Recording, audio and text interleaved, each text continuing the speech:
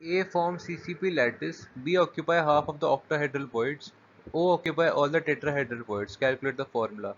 So within the lattice, we are given how elements are behaving, and we just have to find the number of atoms of each element within a specified lattice.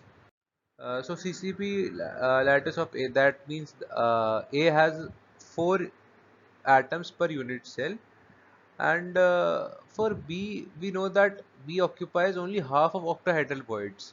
So B will be 4 into 1 by 2, that is 2. Number of atoms of C, or in question it is given O, so that is understandable. That is 4 into 2 due to the conditions given in the question, so it comes out to be 8. So the formula is A4B2C8. And if we see closely, we see that these all are divisible by 2.